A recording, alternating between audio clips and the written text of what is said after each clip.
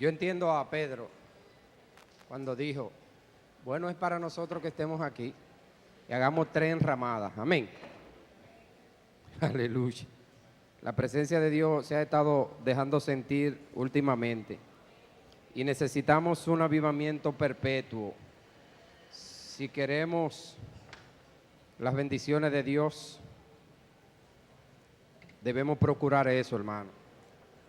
Bien, hermano, queremos dar gracias a Dios en nombre de nuestra familia y darle la gracia a la directiva de Escuela Dominical por seleccionarnos, ¿no?, para tratar este tema de hoy domingo. Ustedes saben por qué razón.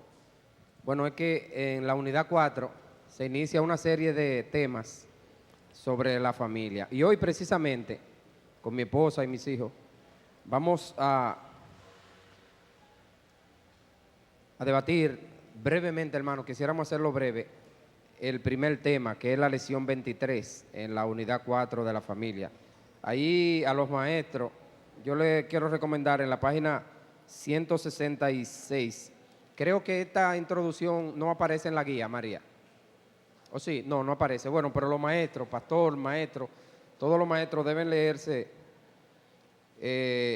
la familia cristiana, el tema la familia cristiana en la página 166. Ahí tiene tema muy interesante. Entonces hoy nosotros vamos a tratar el tema de el fundamento de la familia piadosa, el fundamento de una familia piadosa. La verdad de Dios debe ser el fundamento del hogar. Ustedes saben, hermanos, que el pueblo de Israel se estaba preparando para entrar a la tierra prometida, ¿no?, a la tierra que Dios había prometido darle. Y para ello necesitaban tener un fundamento. Y quisiéramos, a manera de introducción,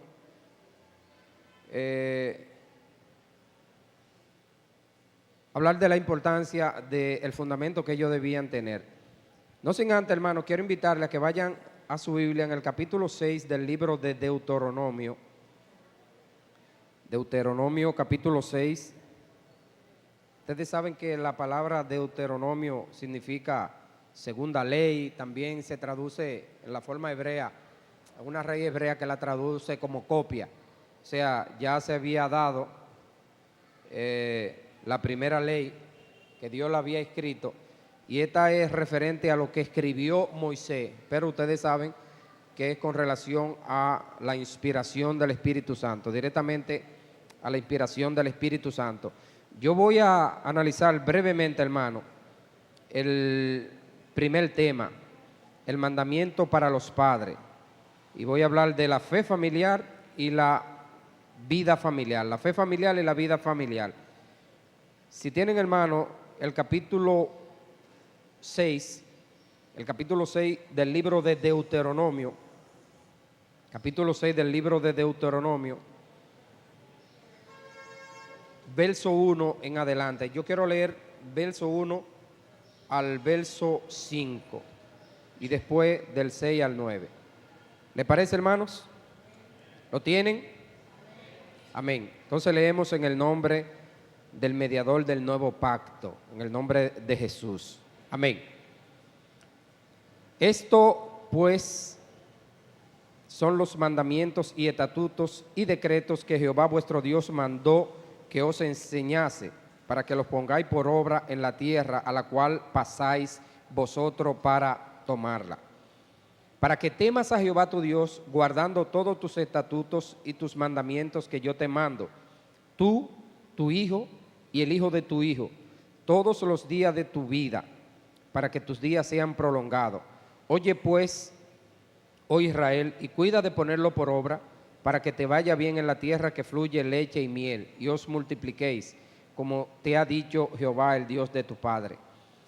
Versículo 4, oye Israel, Jehová nuestro Dios, Jehová uno es, y amarás a Jehová tu Dios de todo tu corazón y de toda tu alma y con todas tus fuerzas. Versículo 6 en adelante dice, y estas palabras que yo te mando hoy estarán sobre tu corazón, y las repetirás a tus hijos y hablarás de ellas estando en tu casa y andando por el camino y al acostarte y cuando te levantes. Y la atarás como una señal en tu mano y estarán como frontales entre tus ojos.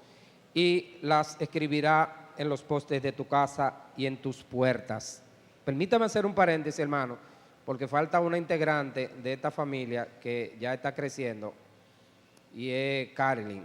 Ustedes saben que Carolyn ya es herrera y ella lamentablemente no puede estar con nosotros porque tiene servicio hoy. Ustedes saben que está haciendo su especialidad ahí, así que vaya la excusa, es parte nuestra y nos apena que no esté con nosotros. Amén. Pero ella me dijo que iba a estar en espíritu, así que su espíritu tiene que estar por ahí. Amén. Saludo para el espíritu de Carly. Qué bueno. Miren, hermano, sobre la fe familiar yo quiero, y sobre la vida familiar, pero sobre la fe familiar, en base a lo leído, yo quiero hablar brevemente, unos cuantos puntos, simplemente leérselo y explicar brevísimamente. Miren, hermano, ustedes saben que si ustedes van al capítulo 5 del libro de Génesis, verso 6, si mal no recuerdo, verso 5, cuando Dios ve la condición del hombre, era de continuo ¿qué? El mal, ¿verdad? Los designios del hombre eran de continuo el mal. En base a eso, ustedes saben la promesa, por cierto, que cosas que hablábamos en la clase de escuela dominical el día pasado en nuestra sociedad de caballeros, anoche se tocó el tema del pacto de Génesis 15, donde Dios hace un pacto con Moisés y Moisés se llena de miedo y se duerme. Entonces Dios tiene él que asumir la responsabilidad del pacto. Lo que quiero significar es que la palabra de él la puso en juego y va a hacer todo lo posible para él cumplir su palabra dada a Abraham, una promesa que él había dado a Abraham. El hombre en Génesis capítulo 5 estaba constantemente dado hacia el mal. Y Dios, que ya lo ha sacado de la tierra de servidumbre y lo va a introducir en la tierra que él había dicho que fluye leche y miel, una tierra de bendición. Esta tierra habían sido expulsados todos sus moradores, con excepción de algunas partes en donde quedaron algunos de ellos, que posteriormente una decisión nefasta trae consigo la contaminación del pueblo de Dios. Pero Dios tiene que tomar a Moisés y escribirle estos decretos que expresan libre y claramente la voluntad de Dios para el hombre. Entonces Dios tiene que prepararla a esta nación, porque los ciudadanos alrededor de donde ellos iban a habitar eran todos paganos, y el paganismo iba a ser una gran influencia, como de hecho lo fue, iba a ser una gran contaminación, como de hecho lo fue, para esa nación que en reiteradas ocasiones quizás les retumba en la mente a usted la idea, la expresión en el discurso final de Josué cuando le dijo: recuerden de dónde Dios nos sacó y cómo fue con nosotros, etcétera, etcétera, y escojan ustedes a quién servirse, si a esos dioses amorreos, pero yo y mi casa serviremos a Jehová. Ellos dijeron: no vamos a hacer así, tal cosa nosotros no vamos a hacer así, sino que a Dios vamos a adorar y a servir. Ustedes saben que no hicieron nada, prometieron y no cumplieron. Entonces Dios aquí, en el capítulo 6 del libro de Génesis, se está cuidando de que esta nación asuma los designios de Dios como fundamento para existir y para agradarle a Dios. Entonces, en los versos leídos, hablando de la fe familiar, hay unos puntos que queremos resaltar. Primero, con esta expresión, Dios quiere recordar que ellos deben recordar, redundo, y practicar los decretos y estatutos. Recordarlo porque constantemente se le había anunciado, pero más que recordarlo, tenían que ser hacedor de ello. Practicar estos estatutos como medio de estar bien con Dios. Segundo, estos estatutos representaban la palabra de Dios. Esos estatutos, esos decretos no eran más que la expresión de Dios, lo que Dios dijo que el hombre tenía que hacer. Tercero, se debían enseñar para que el pueblo temiera, hermano. Debían temer a Dios, y no estamos hablando de miedo a algo terrorífico, ¿verdad? O algo terrible, que yo no sé por qué mucha gente siempre dice que Dios es terrible, porque terrible es aquello que produce miedo. Bueno, el temor es algo más reverente, ¿verdad?, que te invita a la obediencia. Cuarto, en todo esto que hemos leído, el temor se aprende, no nace, sino que se debe enseñar. constantemente. Entonces esas eran las condiciones en que Dios había tomado a Moisés, le había enseñado, dile esto a mi pueblo. ¿Por qué? Porque el temor hay que enseñárselo. Nosotros en la fe familiar, en el altar familiar, en las costumbres buenas que tenemos, como nos las enseñaron nuestros padres, debemos enseñarle el temor a nuestros hijos. Si nuestros hijos no respetan la palabra de Dios, obviamente hay un indicio de que alguien no le está enseñando el temor de Dios. Alguien no está reverenciando la palabra de Dios. Entonces, ustedes saben que lo malo nace solo. A lo bueno hay que trabajarlo mucho, pero la desobediencia, la deslealtad, todo eso nace solo. Lo quinto es que el temor incluye respeto y un respeto reverente que produce confianza, obediencia y adoración. Eso está diciendo, hermano, que cuando yo aprendo a observar los estatutos de Dios, eso va a producir en mí ¿qué? Confianza. Puedo ir al trono de la gracia, puedo ir ante Dios. Y también va a producir obediencia, puedo obedecer sus estatutos. Podré fallar, no soy infalible, pero va a llegar un momento en que tengo que encontrarme con Dios y ser obediente. Y también una adoración. Esa adoración que es un estilo de vida, que nosotros hemos tanto hablado de la palabra procuneo, que es honrar a Dios en todo momento porque Él merece esa adoración. Lo sexto es que obedecer incluye promesas buenas. Cuando Dios dijo, mira, si tú haces esto, te va a ir bien a ti, a tus hijos y a tu generación. Entonces, en lo concerniente al punto de la vida familiar, que leímos a partir del verso 6 al verso 9, la vida familiar, ustedes ven una serie de narrativas que aparecen ahí. Por ejemplo, el verso 7, y la repetirá a tus hijos y hablará de ella estando en tu casa y andando por el camino y al acostarte y cuando te levantes, y la atarás como una señal en tu mano y estarán como frontales en tus ojos y las escribirás en los postes de tu casa y en tu puerta. Hermano, eso es lo que describe, es el estilo de vida que Dios quiere que sus hijos lleven en todo momento. Son aspectos de la vida familiar. Por ejemplo, la vida familiar se compone de en la mañana los hijos y los padres se levantan y se encuentran. La presencia de Dios debe ser el fundamento del primer encuentro de la familia. Se van al trabajo, a sus estudios, al regreso, quizás se sientan en la mesa y la presencia de Dios debe ser un recordatorio constante. Si el padre sale con el hijo, bueno, usted tendría que trasladarse a la costumbre hebrea. Los hijos siempre tenían, sobre todo el primogénito, tenía que estar caminando al lado derecho del papá y constantemente era una responsabilidad, era un deber del padre hablarle. Todas sus acciones debían tener como fundamento la palabra de Dios. Entonces, la vida familiar es arropada por el fundamento de la verdad que Dios dijo, lo que Dios dijo. Y hoy en día, hermano, nosotros debemos tener eso bien presente para enseñarle a nuestros hijos, para que sus hijos le enseñen a sus hijos esa verdad en la cual nosotros estamos instruidos. Dios le bendiga. Y Eliari.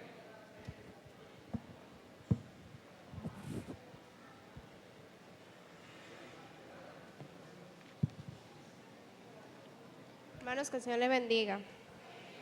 Vamos a continuar con la clase de este día y yo creo que en sus Biblias busquen Deuteronomio 6 y vamos a leer el versículo 10 y el 11. Deuteronomio 6, 10 y 11. Cuando lo tengan pueden decir amén. Amén. En el nombre de Jesús. Cuando Jehová tu Dios te haya introducido a la tierra que juró a tus padres Abraham, Isaac y Jacob, que te daría en las ciudades grandes y buenas que tú no edificaste, y tus casas llenas de todo bien, que tú no llenaste, y cisternas cavadas que tú no cavaste, y viñas y olivares que no plantaste, y luego que comas y te sacias. Vamos a dejarlo hasta ahí. Hermanos, como todos sabemos, el pueblo de Israel se había traspasado del desierto a la tierra prometida, una tierra que el Señor le había prometido antes de prometérsela a Moisés, se la prometió a Abraham. Entonces, en este transcurso del desierto a una tierra nueva, iba a traer consigo lo que era un cambio. ¿Por qué? Usted se preguntará, ¿por qué iba a traer un cambio? Bueno, nosotros ellos estaban en el desierto y al pasar a una tierra nueva donde ellos no plantaron los frutos que se comían, donde no cavaban, donde tenían agua de pozos que no habían cavado, donde tenían casas y tenían una ciudad que ellos no edificaron, esto trajo una serie de cambios en su vida. Y aunque ellos enfrentarían guerras en aquel lugar, el Señor le había prometido que le iba a dar esa tierra. Y usted sabe, hermanos, que la promesa de Dios algunas veces tardan, pero llegan. Entonces, esta victoria nos da testimonio de la fidelidad de Dios a sus promesas. ¿Por qué? Porque vemos aquí que el Señor le da esta promesa primeramente a Abraham. Primero se la da a Abraham. Era de proteger y bendecir al pueblo. Por más de 40 años.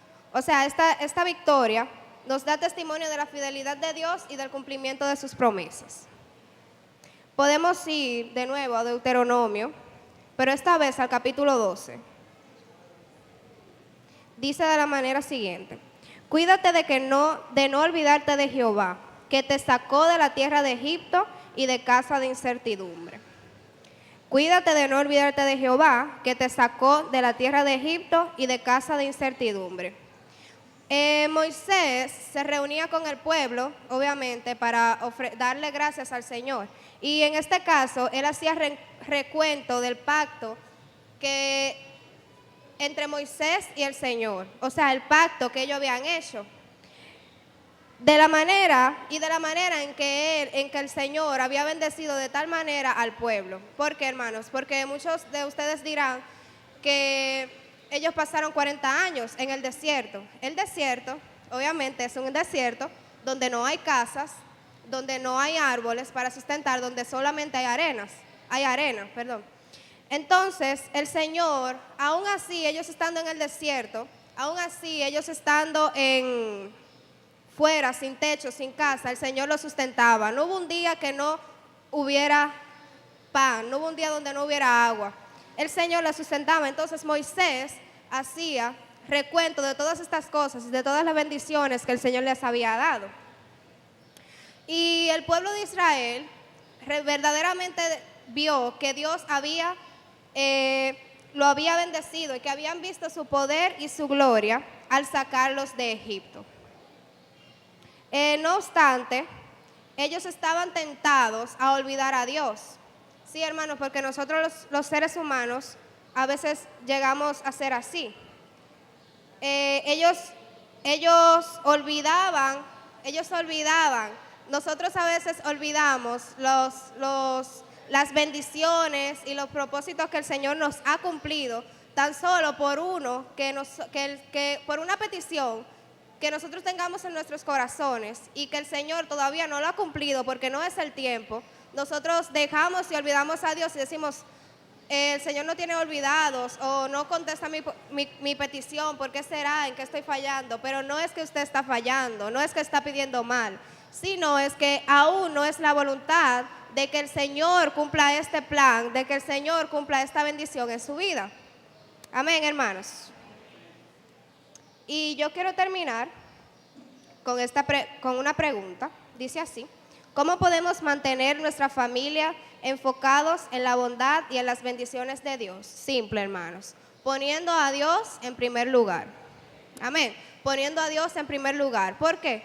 Porque si ponemos a Dios realmente en primer lugar, usted va a ver a Dios en el primer lugar. O sea, siempre va a ver a Dios en todos los planes.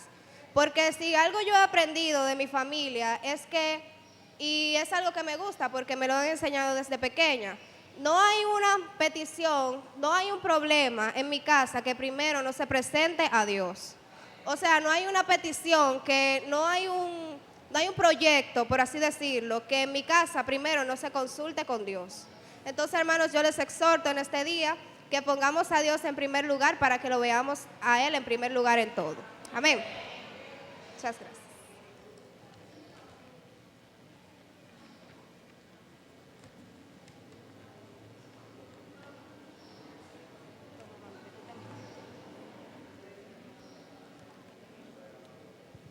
Gloria a Jesús.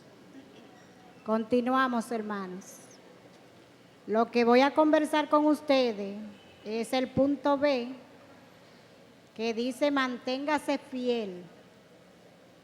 Manténgase fiel. Se encuentra en Éxodo 6, del 13 en adelante hasta el 19.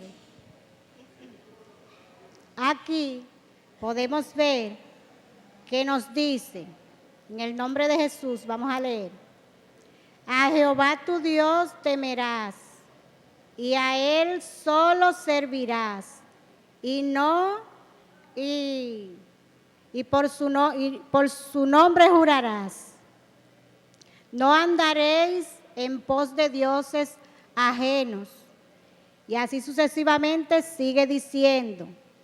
El 15 nos dice que porque Él es celoso, Él es un Dios celoso y no comparte su reino con nada.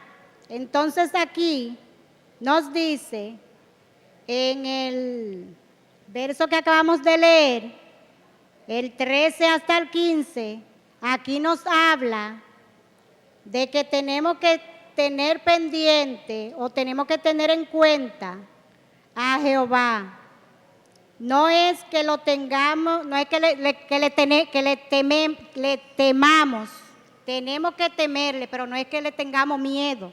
No es un miedo de que, ay, le tengo miedo a Dios. No, él se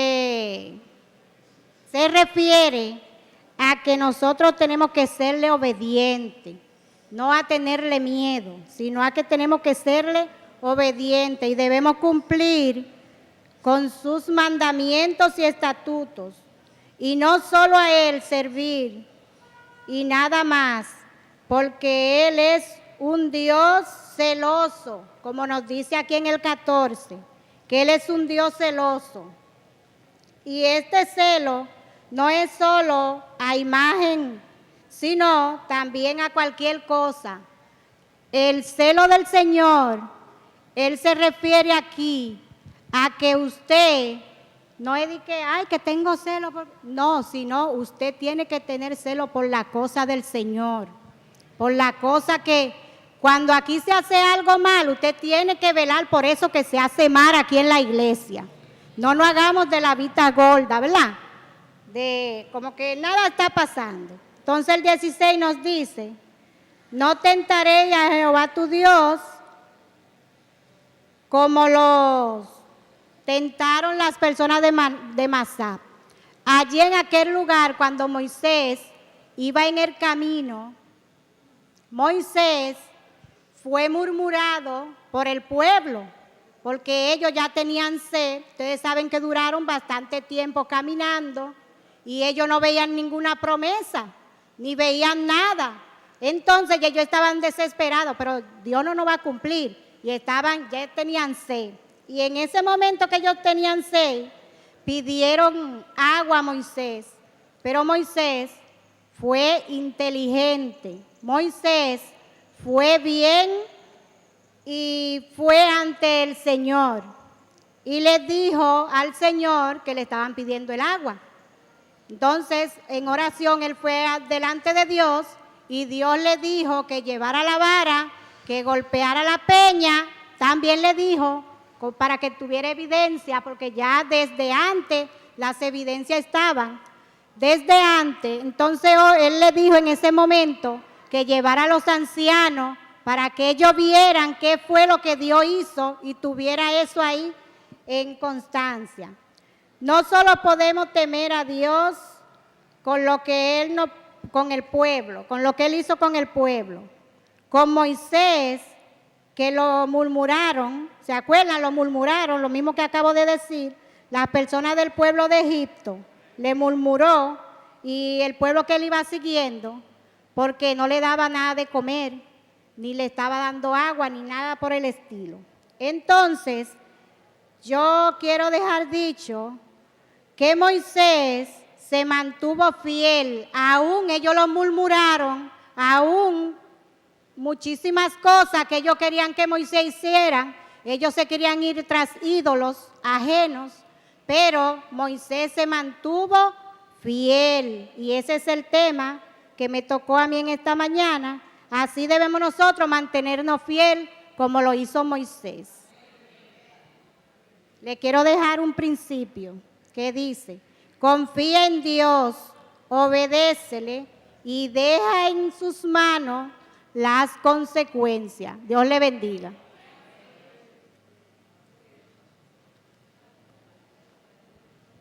Bien, hermanos, Dios le bendiga. Disculpen mi voz, es que estoy un poquito afectada de la gripe, pero vamos a hablar de la palabra del Señor. Amén. Vamos a situarnos ahí mismo en continuidad con lo que han estado hablando mis padres y mi hermana. Y vamos al versículo 20 de Deuteronomio 6. Dice: en el nombre de Jesús, mañana cuando te preguntare tu hijo diciendo, ¿qué significan los testimonios y estatutos y decretos que Jehová vuestro Dios os mandó? Entonces dirás a tu hijo: nosotros éramos siervos del faraón en Egipto, y Jehová nos sacó de Egipto con mano poderosa. Jehová hizo señales y milagros grandes y terribles en Egipto, sobre el faraón, sobre toda su casa y delante de nuestros ojos. Y nos sacó de allá para traernos a darnos la tierra que juró a nuestros padres. Quiero resaltar aquí esta última parte. Dice: y la tierra que juró, ¿a quién? A nuestros padres. Por ahí empezamos. La última parte de la clase dice: hable sobre la fidelidad de Dios. Hermanos, ¿para cuánto Dios ha sido fiel? Dios ha sido fiel en mi vida. Yo no sé en usted, pero Dios conmigo ha sido fiel. Aleluya. La primera parte dice la liberación divina. Y la parte de Deuteronomio 6, del 20 al 23, donde acabamos de leer, dice que el pueblo de Israel debía instruir a sus hijos, no solo en el mandamiento, no solo en los mandamientos, sino también en el significado de ellos, o sea, en lo que significaban cada uno de los mandamientos. Pero ¿qué son los mandamientos? ¿Qué eran aquellos mandamientos? Eran los 10 o las 10 leyes que el Señor había dicho cómo deberían vivir. O sea, los 10 mandamientos, como estaba diciendo papi anteriormente, era la forma en que el pueblo de Israel debía conducirse por toda la eternidad, o sea, durante la vida de ellos. Y de esta forma eran las normas que Dios le había establecido para ellos vivir una vida recta delante de Él. Y obedeciendo esas normas quería decir obedecer al Dios mismo, porque era Él que le había mandado, ¿verdad? Entonces, el pueblo de Israel no solo tenía que enfocarse en recordar de mente los 10 mandamientos o los mandamientos, sino que tenía que ponerlo por obra y tenían que saber qué significaba cada uno de estos mandamientos. Moisés, en esta parte de la lectura, Moisés estaba interesado no solo en que el pueblo supiera los mandamientos, sino que supieran el significado de cada uno de ellos y que los padres transmitieran a sus hijos los valores del pacto que hay en honrar a Dios, hermanos. Hay un pacto en honrar al Señor, y eso era el interés que tenía Moisés en esta parte cuando dice que en la mañana cuando te preguntare tu hijo qué significan los testimonios y los estatutos decretados a Jehová nuestro Dios. Eso era en caso de que algún hijo le preguntara. Los padres debían y tenían la responsabilidad de responder cualquier pregunta que sus hijos pudieran hacerles sobre la milagrosa liberación de la esclavitud y su llegada a la tierra prometida. Ustedes saben que estaban, como dijeron anteriormente, el pueblo de Israel 40 años en el desierto, pero que también antes de eso estuvieron cautivos, fueron presos, fueron esclavos del faraón en Egipto. Y los padres deberían, en caso de que más adelante los hijos le preguntaran, porque duraron 40 años en el desierto y obviamente una generación grandísima que se produjo en ese desierto, que los más anteriores debieron de haberse muerto, ¿verdad? Unos cuantos. Pero entonces los que iban creciendo tenían que saber tenían que conocer qué había pasado con sus antepasados. Entonces, eso es lo que dice la palabra del Señor aquí. Moisés estaba interesado en que los que venían subiendo supieran qué el Señor había hecho con el pueblo de Israel, con sus antepasados anteriormente, valga la redundancia. Eso lo podemos ver en el versículo 21 y dice: entonces dirás a tus hijos, nosotros éramos siervos del faraón en Egipto y Jehová nos sacó de Egipto con mano poderosa. Aleluya. Moisés no quería que las futuras generaciones se olvidaran de Dios, hermanos. Entonces, los valores en nuestro hogar, a ti padre, tú que eres padre ya de muchos hijos, de 10 hijos, 5 hijos, tiene 2 hijos, tiene un solo hijo, es tu deber, es tu responsabilidad de criar a tus hijos, de nutrir, de alimentar a tus hijos en la palabra del Señor. Es necesario y es vital en estos tiempos que vivimos duros, tiempos difíciles, tiempos donde la televisión es lo que enseña a nuestros hijos, tiempos donde el internet es lo que alimenta a nuestros hijos, la calle es lo que nutre a nuestros hijos. Necesitamos tener ese ojo visor con la ayuda del Espíritu Santo que nos guíe, que nos capacite para nosotros entonces poder enseñar, poder nutrir, poder entonces guiar a nuestros hijos por el camino correcto. Entonces, como padres y los que todavía no somos padres, sí también podemos aportar, sí también podemos ayudar a aquellos padres. ¿Cómo? Modelando una conducta intachable. Yo todavía no tengo hijos, pronto vendrán, pero mientras tanto, mi conducta tiene que ayudar a los hijos de Mari, que me ven aquí en la iglesia. Mi conducta tiene que ayudar al hijo de Amado, por ejemplo, que está aquí en la iglesia y que me ve. Entonces, eso soy yo que no tengo, y aún a mí se me demanda responsabilidad en cuanto a mi vida. ¿Qué entonces queda de ustedes, padres? Recuerden, tienen que ser el ejemplo. No es solo enseñar la Biblia, no es solo recitar versículos, eso es importante, eso es muy bueno. Y de hecho se queda grabado. La Biblia dice: instruye al niño en su camino, y aun cuando fuere viejo no se apartará de él. Aun cuando están por las calles, que están fuera quizá del redil, siempre se acuerdan.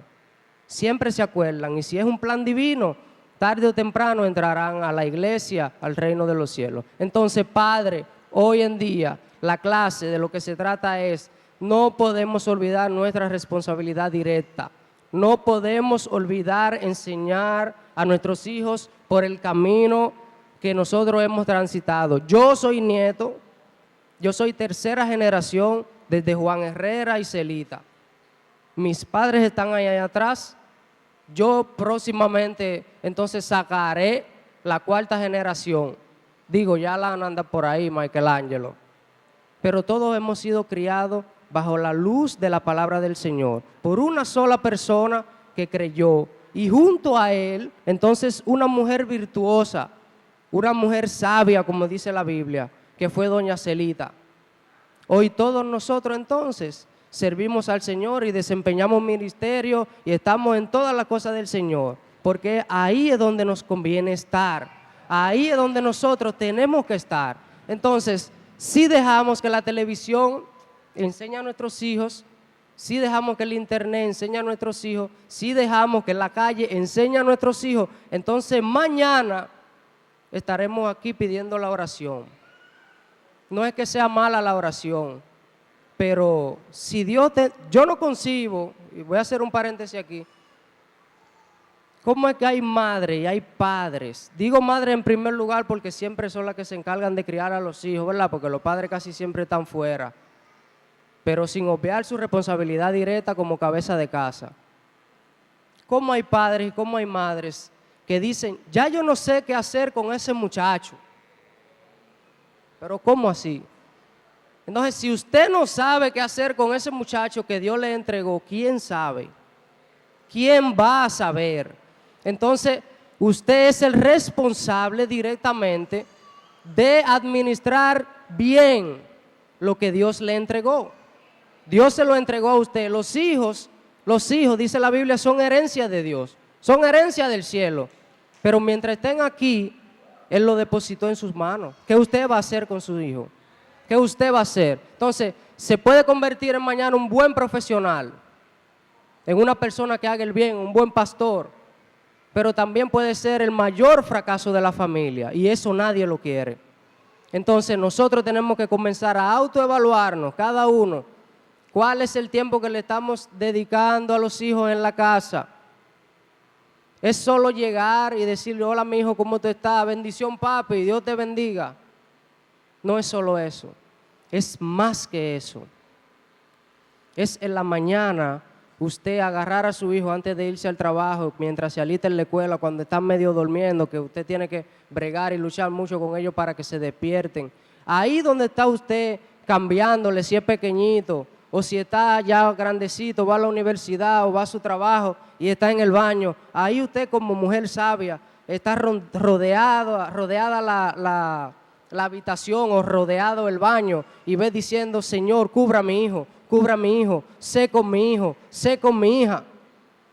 Son cosas sabias que el Espíritu Santo pone en la vida de estas mujeres piadosas, de estos hombres piadosos, como yo sé que son cada uno de ustedes. Y al que todavía no lo hace, al que todavía quizás no había pensado en eso, yo le invito a que mientras su hijo esté acostado, aunque duerman en habitaciones separadas ya por la edad, aún ahí cuando ellos estén dentro, usted puede tocar la puerta. El Espíritu Santo penetra donde tenga que penetrar. Ore por su hijo, ore por su hijo. También tenga vigilancia de las cosas que hablan, de las relaciones que tienen sus hijos y de lo que ven también.